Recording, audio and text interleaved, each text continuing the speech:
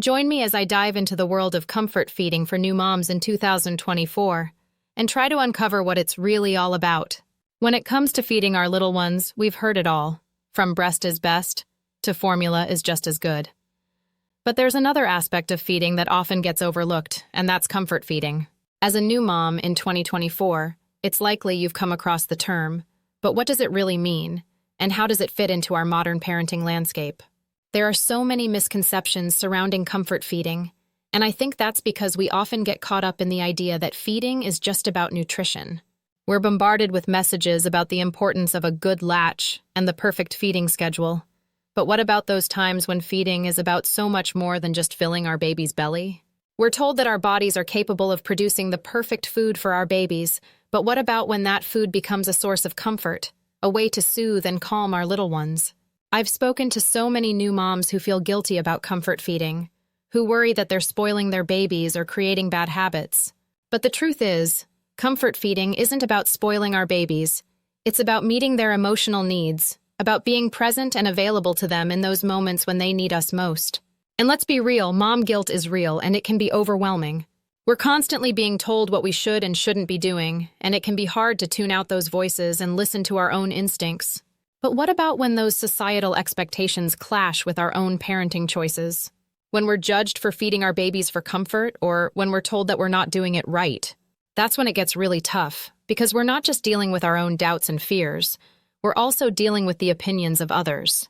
It's hard to stay confident in our choices when it feels like everyone around us is telling us we're doing it wrong. Moving on, let's talk about the real benefits of comfort feeding. For one, it provides emotional support for both mom and baby. When our babies are upset or scared, they often turn to feeding as a way to self-soothe.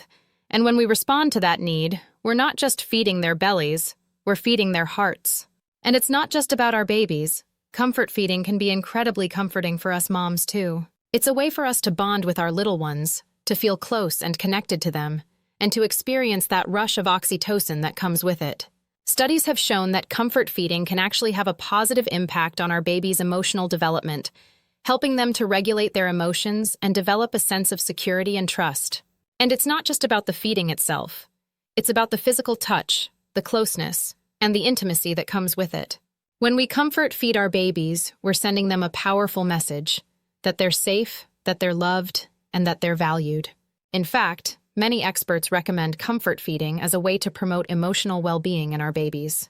Dr. Kathy Kendall Tackett, a renowned expert on perinatal mood disorders, has written extensively on the topic, and her research has shown that comfort feeding can actually reduce the risk of anxiety and depression in our babies.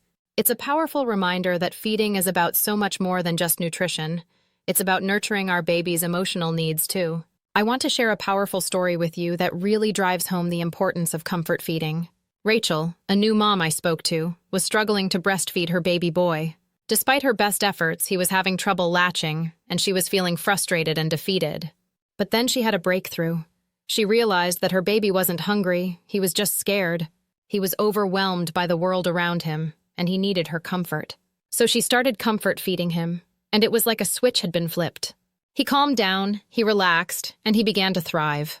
For Rachel, comfort feeding was a game changer. It helped her to connect with her baby on a deeper level, and it gave her the confidence she needed to keep going. Rachel's story is just one example of the transformative power of comfort feeding. It's not just about feeding our babies. It's about being present for them, about being a source of comfort and reassurance in their lives. And when we do that, we're not just nourishing their bodies, we're nourishing their souls. In conclusion, comfort feeding is so much more than just a way to calm our babies. It's a way to connect with them, to support them, and to love them. It's a valid parenting choice that deserves our respect and our understanding.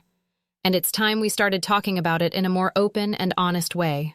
Thanks for watching, everyone. If you're a new mom with a comfort feeding story to share, please comment below. I'd love to hear from you. And if you're looking for more content on parenting and self-care, be sure to check out my other videos.